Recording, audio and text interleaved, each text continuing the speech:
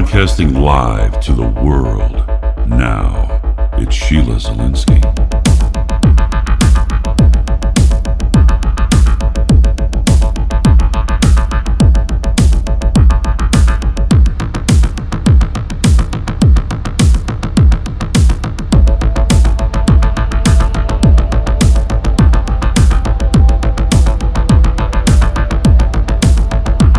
The Sheila Zielinski Show, the only show to give you the truth behind the headlines, prophecy, and the deeper things of God.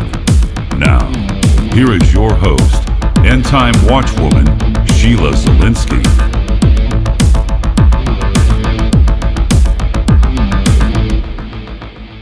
Hi, everyone, and welcome to this January 5th edition of the Sheila Zielinski Show. Great to have you on today. I want to jump into the program. It's a shorter program today, but nonetheless a good one. And who better to weigh in on the insanity unfolding in Oregon? It is a good friend of the show, Dr. Chuck Baldwin. He really needs no introduction, but for those new listeners, he is a prolific writer, a renowned conservative pastor, and highly acclaimed radio talk show host. Don't forget, he was the Constitution Party's presidential candidate for the 2008 election. He strongly opposes the Patriot Act and assaults on individual liberties in general. He supports the gold standard, the right to bear arms, homeschooling, pro-life legislation. He is a man of God on a mission. I've always called him the Chuck Norris of liberty. So I want to welcome you to the program, Chuck. The mainstream bobbleheads are absolutely butchering the facts around the situation in Oregon. There's also ignorant groups getting involved, but there's a lot of hotheads involved as well. Now, of course, you recently wrote an article that ignited a bit of a firestorm, and I want to talk about the Oregon situation, Chuck, because people are comparing it to Bundy Ranch, but it's not the same, is it? No, it's really not. And I understand the emotional sincerity and feeling of desperation in the hearts of so many American people with the constant overreach of the federal government. I think we all are aware of the unconstitutionality of the federal government and the way it's been playing out in the western states over the last several decades, especially via agencies like BLM, and the conflict that arises, with ranchers and miners and farmers, etc. It is understandable that it would produce the kind of feeling and emotion that we are seeing demonstrated right now. I think we all understand that. The problem is that there are just causes and there are unjust causes. There are lawful ways of doing things and there are unlawful ways of doing things, and we have to be smart and we have to be reasoned as well as emotionally charged because of the feelings that we have for our freedoms and our liberties. And I think that a lot of people are simply ready to jump on any bandwagon that has an anti-government or anti-federal government tone to it, whether or not there's merit to it or not. And I think in the Oregon case, there is not merit to what Ammon Bundy and these men are doing. And I said so in my Facebook post, and it's created quite a firestorm, as you know. There's no comparison between Oregon and Bundy Ranch in Nevada. As you know, I was at Bundy Ranch. And so people that would accuse me of being an armchair quarterback, they don't know me very well at all. I was at Bundy Ranch. I was there. I saw it firsthand. My life was in jeopardy along with everybody else's, and so I can speak from firsthand experience about Bundyville. I think Bundyville was a just cause. You had a situation in Bundyville where it appeared like the BLM and other federal agencies were preparing for another potential Waco attack against the Bundy family. We're talking about innocent men, women, and children here. And that feeling was very much prevalent at the beginning of that situation, the way that the federal government was aggressing against the Bundy family, the way they were mounting armed snipers around the family farm or ranch, and the way they were aggressively using attack dogs on them and other means of physical violence against the family. It was becoming more and more physical. The appeal went out from the Bundy family for help from the neighbors and friends. People rallied from around Nevada and around the rest of the country, and of course from the western states. And we know what happened, and the whole situation was resolved peacefully. The feds realized that they had made a major mistake they were caught with their pants down, figuratively speaking, and they backed off, and rightly so. And it had a happy ending. The various court proceedings and nuances of that situation still continue, however. This situation in Oregon is entirely different. First of all, you have the family involved, the Hammond family, which have publicly stated emphatically that they do not want any outside assistance. They specifically told Ammon Bundy that they do not want his assistance, and especially they do not want any kind of a show of force of arms on their behalf. They made that very clear. They have decided of their own volition that they would accept the sentence that the court rendered against them. They surrendered themselves to officials yesterday to begin serving that term. They have repudiated the efforts of any outside interference or assistance. And the community as a whole, there was a protest, over the weekend that started out as a very peaceful, positive protest. My understanding is from people that I know that were there that it was, that it was a very positive thing for the community. There in Oregon, many of the people within the community supported it, etc. But then Ammon and a few others decided to escalate the protest to trying to encourage everyone to take up their guns and go out and secure that remote federal facility outside the area. And whenever Sheriff Mack was there, a friend of mine, and constitutional sheriff, everybody knows, and he supported the protest, but whenever he recognized what was going on with people taking up arms and deciding to take over a federal building, that was way over the line, and he left because of that reason. So what we have now is an act of aggression. What happened in Bundyville was an act of defense. It was an act of self-defense, justifiable in the Constitution, justifiable under natural law and the laws of God. No question, it's clearly a just cause. There is no self-defense here. There's no innocent women and children in jeopardy. You don't see, federal SWAT teams surrounding innocent people, threatening to kill them in a Waco-style attack, etc. This is an offensive action that they have taken. They have taken over a federal building. Thankfully, it was empty because otherwise there probably would have been bloodshed. With arms, they've decided that they are going to stay there. The quote is for as long as it takes, whatever that means. They brought in, I understand, heavy weaponry, all kinds of supplies. As if they want to make some kind of a stand, some kind of a confrontation, et cetera, et cetera. There's a big difference between taking an offensive posture, as we see in Oregon, and the posture of self-defense that we saw in Bundyville. So the principal people involved, the Hammond family, said they don't want help. You can't force help on somebody who says they don't want it. I mean, you're not respecting the freedom and the liberties of the individual who has said, I don't want this. I don't want any people showing up with guns. We don't want any help in this. We're taking care of this of our own. This is what we decided to do. Well, we have to acknowledge that and respect that. And to not do so is not, it's not within the principles of liberty. And then you've got the fact that it's an offensive situation, not a situation of self-defense. We do not have the right to take a bunch of guns in our hands and just go take over a public facility, whether it's federal, state, local, whatever. We don't have the right to do that. That's not liberty. The state has an obligation in all of this. This is a state matter. I've been a strong proponent, as you have, for the states standing up against the federal government. I even have worked with several state legislators in the western states on legislation that would create an atmosphere in those legislatures where the laws would be passed to reclaim federal land by the states. I mean, that kind of legislation I think is needed, and I've supported it for some time and still do. There's a way to do this in the way now. I think personally, Sheila, and I know people close to this situation, as you can imagine, and I really believe that government provocateurs have infiltrated this group and have encouraged this kind of conduct. The feds are famous for this kind of stuff. They put agitators in a situation where people are already justifiably upset and angry. They're venting. They want to do something. They want to see justice done. The provocateurs go in there and start, rah-rah-rahing for some kind of illegal activity for the purpose of PR work, making gun owners and people that believe in the Second Amendment look foolish in public opinion. And isn't it a coincidence that just today Obama announces his executive order on gun control? I don't think that's a coincidence, Chuck, because as you said, I totally get the feelings of frustration and the anger I come from a long line of ranchers and farmers and horsemen, and I get these people. The overreach of the feds is just absolutely throughout the western states. It's legitimate. It's understandable. I get it.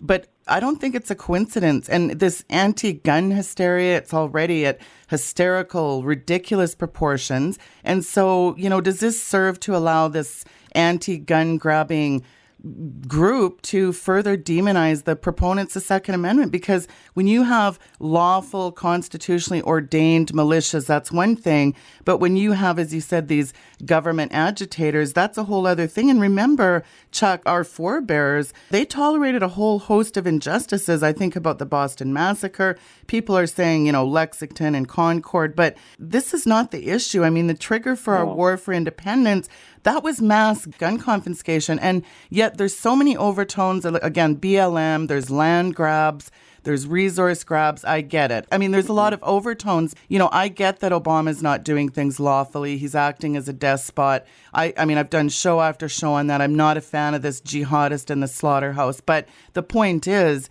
that we have to do things the right way, and cooler heads need to prevail. There's a right way to do things, there's a wrong way to do things, but two wrongs, they don't make a right. Yeah, and to clarify what you were saying there, that Lexington and Concord was all about gun confiscation. It was all about gun confiscation. That was the trigger that started our war for independence. The British troops came to Lexington and Concord for the purpose of confiscating the arms of all of the colonists in that area. The colonists would not stand for that, and rightfully so. That did not happen out here in Burns, Oregon. The feds were marching on the community to confiscate guns or anything such as that. So there's no similarity to what happened initially back in colonial America, except for the fact that the continual train of abuses has been going on for a long time, as the Declaration states, and we know that it's going on, but it doesn't help us whenever we act in a manner that is not consistent with law and with a just cause, and allow the enemy to use our perhaps well-meaning, sincere motives as a tool by which to further encroach upon our liberties. And I'm fearful that if this thing escalates out of hand, and if cooler heads do not prevail, and if some hotheads decide to just start shooting and have some kind of a violent confrontation with the authorities to make some kind of a statement or whatever, good grief, the momentum away from gun control has been escalating exponentially. There has never been a time in recent memory that more of the American people are opposed to additional gun control than right now. 2015 saw the record gun sales of any year previous. People more and more are rejecting and repudiating further gun control legislation. The momentum right now is on the side of the gun owner. It's on the side of the Second Amendment.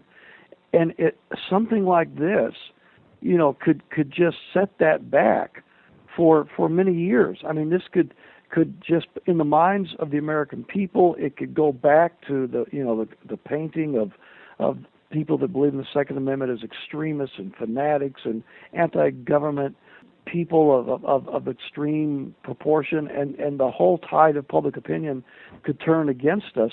The timing of this is very, very bad for us, and it's very, very good for the gun control zealots in Washington, D.C. That's why I personally believe, plus information that I have about what's going on the ground, I believe that government agent provocateurs have created this, and unfortunately Ammon Bundy and the others have allowed themselves to be used in this way because of the passions that they feel about what's going on, rightly so, justifiably so. I was with Ammon and his family at Bundy Ranch. So I certainly understand that, and I sympathize with that. But this is not the right way to go about it. I mean, I have to agree. I have to say, people, citizens do not have a lawful right to take over property with a force of arms, be it public or private property. Now, I've talked to lawyers. I've been talking to them all week for the last 4 days. I've talked to people on the inside. You know, regardless, I think we have a lot of lawbreakers in this system. And I get that. I get that, you know, we kind of expect government to respect the law, and we have to be willing to do it too. But there's a right way and a wrong way. I really maintain that this action could be, Chuck, playing directly into the hands of the gun grabbers in Washington. I am a huge proponent of our Second Amendment. I know there's a tipping point for the citizenry. It's probably gun confiscation. But Chuck, where does a guy go? How does a person fight back to such a system of tyrannical behavior? What is the best play going forward here? Well, what we should be doing, as I've been advocating, and you have too for a long time, it's time for the governors and the state legislatures of our states to step up. I mean, this is the way it's got to be done. Our founding fathers did not act as a mob whenever our war for independence began, and the whole journey into creating this country started. You know, they acted as independent and sovereign colonies or states, and that's the way we have to do it today. You know, we have states with authority sanctioned by our government and by the blessing of heaven to act in accordance of their independence and their sovereignty for the freedom and the liberties of the people within those states. It's time for the governors to step up. It's time for the state legislatures, the attorney generals to step up. We should be putting every ounce of energy that we can into our state leaders and encouraging them. And if they won't do it, then voting them out and voting in people who will stand up to this overreach and usurpation of power by the federal government. Until the states, like the colonies did in 1776, until the states effectively and emphatically stand up for the Constitution and for the freedoms of their liberties, we cannot take a mob rule approach and think that that's going to be the solution. It's not. We've got to get our states to stand up and to counter what the federal government has been doing, especially out here in the West with all these land grabs and so forth in the western states with BLM, et cetera. Right. So that's where our energy should be, I think, should be most felt. Well, again, if the Hammonds have spoken on the issue, I think any other point is a moot point. I think we have to take that into consideration. And I think we're being set up by agitators for the purpose of justifying further abridgments to our liberty. There's no wisdom in this particular strategic play. I get they've had enough, but again, let the state, as you said, of Oregon, reclaim it for the people of the state. And then the citizens, I guess what I hear you saying, Chuck, is at that point, then the citizens of the state can defend their property forthwith, right? Oh, absolutely. Absolutely they can. That's exactly what our founding fathers did. That was the predicate of the entire war for independence. They had the authority, the sanction, the blessing of that natural law, biblical law, spiritual law government, that state, the colony, those 13 free and independent states, as it was said in the Declaration of Independence, acting according to the laws that were given them by their Creator under the natural laws of freedom. And so they were able to fight a just war. You know, I mean, here's the sad thing to me about this Oregon situation. The community of Burns, Oregon was very much favorable to these protests. They really were sympathetic, and the momentum of the pro-freedom message and the anti-government overreach message was resonating throughout that county. You know, they participated in the march. They saw the cause, and they rallied around it. Now, with the actions of these men taking arms and taking over this government facility outside of Burns, now the mood of the town is totally opposite. Now the town is totally against what they're doing. It's going back to it, this accusation of extremism and anti-government hysteria, etc. So they lost the high ground. As soon as they made that transition from that peaceful protest in support of the Hammonds, which the Hammonds were fine with. I mean, it's fine for people to come out and peacefully, protest. That's great, wonderful. That's our system is very much supportive of that. But then to transition and to escalate it into an armed conflict where you aggressively take over a public facility and basically challenge, government to come and get you or whatever you want to say, the Hammonds recognized that was not what they were all about, and that was not going to help their cause and the whole cause of the ranchers and the farmers and so forth out west, and that's why they repudiated that immediately and emphatically. And so now, they took what was a victory, and then they turned it into a defeat. It was a great victory in terms of the minds and the hearts of the people of Burns, Oregon. Now, it's a huge defeat for our cause. It was just from the beginning. From the beginning of the decision to do what they did, it was an unwise. It was a very foolish, in my view, effort. And I just pray. My prayer right now is that, look, cooler heads have got to prevail here, and on both sides, and hopefully this thing can end peacefully. And I pray that it does, because I just don't see anything good coming out of this in the manner in which it's been done. And what would you say to them if Ammon Bundy and his militia crew are listening today? What would be your words to them today? Because we've got a hotbed of contention going on. People are throwing out the words Waco, Ruby Ridge. This is a very different scenario. But what would you say to Ammon Bundy if he's listening? Well, I would say that, we all understand your heart and your passion, and I was with you in Bundyville. I was on the platform speaking with several of the others that were leading that, and I was there as a chaplain for the militia, and I'm there. I've written about this in my syndicated column. There is no question about where I'm coming from. We're on the same page in that area, But what this has done, it's snatched defeat from the jaws of victory. We had victory in that march, peaceful. The support was there. The cause was there. Executive order by Obama today coming down is making people further aghast at the way government is trying to encroach on their liberties. Momentum continues to be on the side of free men and women and lovers of the Constitution. And now to do what they've done, they have just changed all of that into an aggressive action. It is not lawful. It is not lawful for citizens to take arms and then to take over a government facility of any type. That's not lawful. And for the men to, if they're thinking that they want to be martyrs, I don't know if some of the men there are thinking that they want to be martyrs and thinking themselves like Lexington and Concord, and this is going to start some kind of a massive nationwide revolution. That's not going to be the result of this, because the cause is there, but the manner in which these men are trying to advance the cause is not there. This is not self-defense. This is an aggressive act.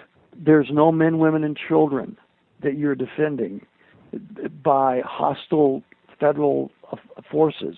This is action that was precipitated by you, Ammon, and by the others of your party. And I think, Ammon, you need to look around and look at some of the men in your group that are the strongest, loudest cheerleaders for what you're doing, and maybe think and ask yourself the question, are these men for us, or are they agitators for the government trying to get you to do something that in the end is going to hurt our cause rather than help it? Well, I mean, we're barely into 2016, and the mood of the U.S. today, I mean, it's sadly, Chuck, it is eerily similar to the mood of Germany in the mid-1920s. And you've got all these executive orders. You've got looming World War III. We're talking about a war party here. I mean, you've got radical Islamists all over the place coming out of the chute. It's looking pretty. This is not a good mood, is it? No, it's not a good mood, and unfortunately, I don't think this situation helps at all. Well, Chuck, while we empathize with the cause, I get that emotions with everyone are running high. I get there are varied opinions. Don't get me started on the mainstream talking bobbleheads. I know we have to draw some lines in the sands, especially as Christians. My heart agonizes over all the things coming at us, especially the situation. I've had many discussions with Clive and Bundy. Again, I come from a long line of ranchers and farmers, good people. My grandfather was shot on the beaches in Normandy. I am just as outraged at the overreach, and I think these guys may have the best intentions, but what they are doing could be hurting the cause of liberty that they say they want to support, and we pray that this ends peacefully. Chuck, it is always a pleasure to have you on the program. You have worked tirelessly for the cause of liberty, and I just am very thankful that you weighed in on the situation brewing. Chuck, please do give out your website for the new listeners. Sure. It's Chuck Baldwin Live, Baldwin, Baldwin, Chuck Baldwin Live, all one word, .com. And Chuck, finally, you did a sermon on Sunday, this past Sunday, The Gods of America. I highly recommend it. Where can people find that, Chuck? Yeah, on that page, our messages are right there on the front page. If they'll just scroll down, they'll see the titles of the recent messages, and then they can quickly go to that link, and it's all right there on chuckbaldwinlive.com. Excellent. Chuck, thank you so much for coming on the program today to weigh in. God bless you, sir. Sheila, I want to thank you for letting me come on your show today, and let's just pray that, God superintends over this and no one is hurt. Amen to that, Chuck. Folks, that was Dr. Chuck Baldwin. His information is linked there, as well as that sermon, Gods of America. I've linked it there in today's bio for January 5th, 2016. This Friday, don't miss, Pastor David Langford's on the show. Don't miss that. And don't forget to sign up for my podcast. Go to weekendvigilante.com. And the app, the Weekend Vigilante app, is ready next week. I'm very excited about that. And of course, next Friday, we'll have open phone lines for you to weigh in on whatever you want. That's January 11, 2016. Thank you so much for tuning in today to this shorter program. We'll see you tomorrow. Good night and God bless.